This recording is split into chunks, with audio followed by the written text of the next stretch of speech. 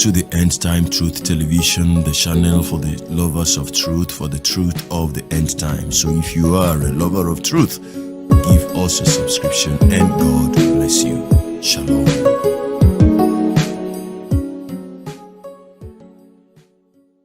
Good morning, good afternoon, good evening. How are you doing? God bless you today.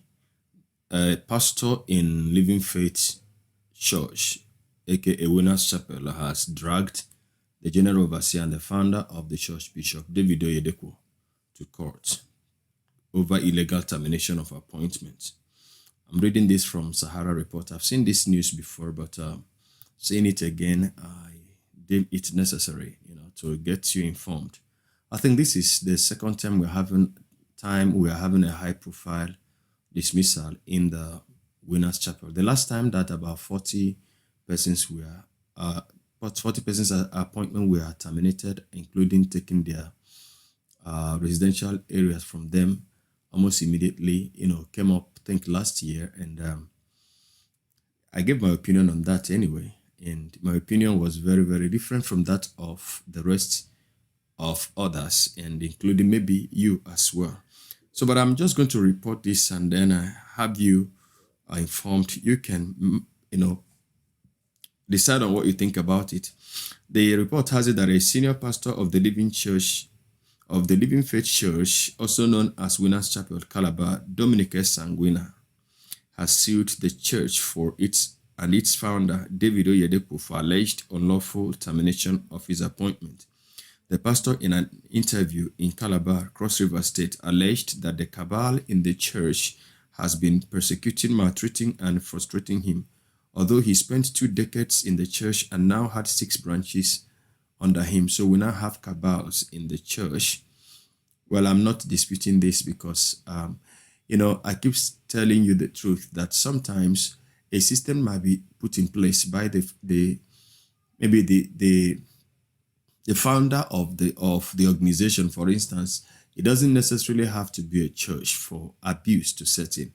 And when the person who established the firm or the organization brings in people and would want people to follow a certain standard, there is always a possibility that people can abuse it. This kind of language cabals in the church is very, very bad to hear. So he also went further to claim that the gang up and lies against him led to termination of his appointment as a resident pastor of Palm Street Extension Parish, Calabar, Daily Post reports. He therefore dragged the church before the National Industrial Court of Nigeria, Calabar Judicial Division, for not following the mandate/operational manual used by the ministry to fire erring staff. In suit number NICN/CA/25/2022, suing founder of Living Faith Church Worldwide Incorporated, Bishop David Oyedepo, Adebisi Aboluwade, and other 2 defendants for 350 million naira compensation.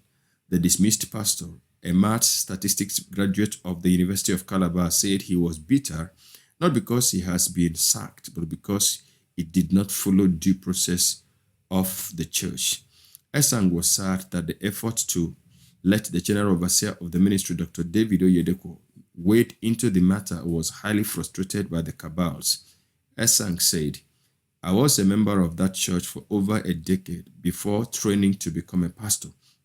At least I have spent more than 2 decades in the ministry. That alone makes me a son to our general overseer, Bishop David Oyedepo." According to him, the church cabal consists of one pastor, Tamunotoye Shukunda, and the state pastor, LFCWW Cross River State, Pastor Adeolu Adewumi. According to the Living Faith's operational mandate, before a pastor is sacked, such would first be queried in writing and made to appear before a disciplinary committee. Thereafter, 3 more warnings before he can be issued a termination of appointment letter. In my case, nothing of such happened. I was not given the opportunity to appear before any disciplinary panel to defend myself. As I speak to you, I can't even pay my children's school fees, nor pay my rent, or afford food, clothing, and the medicine for my kids, Essang lamented. Reacting, State Administrative Officer of the Church, Then Taiwo denied the allegation, saying no section of the operational mandate was violated.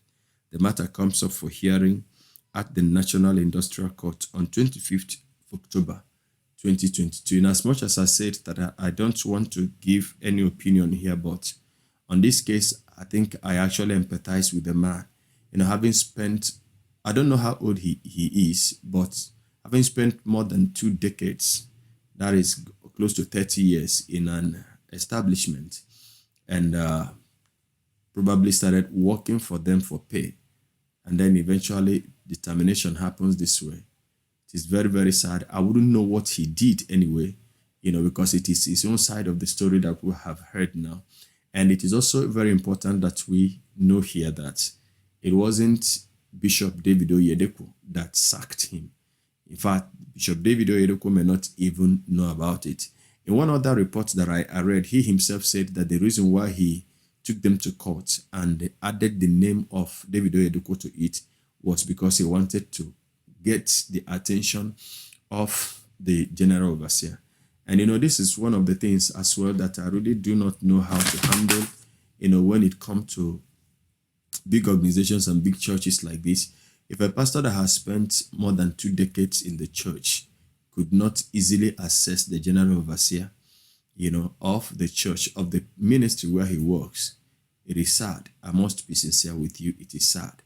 I should think that there is supposed to be a way that at least the pastors, even if it is not all the general workers, at least the pastors should have access to the general overseer.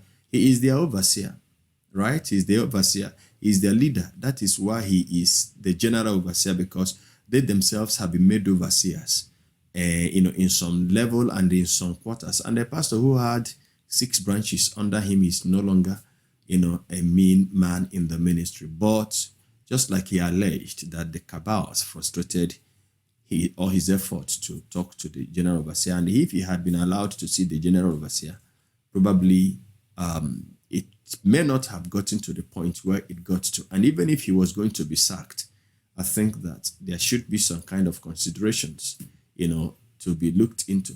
And also, I really do not know if this will suit in, but it is also good that some pastors should add other things to what they are doing, so that when one fails, they will fall back on the other. You see, it is very, very important that these things be taken into consideration. Well, anyway, before somebody say I am talking out of point, I want to leave it at this point. I want to leave you to put down your comment in the comment section. What do you think of this? Let me read your opinion in the comment section. Please like the video and share the link. Subscribe to the channel if you have not done so before. God bless you. I will see you in the next video. Till then, from me to you. Shalom.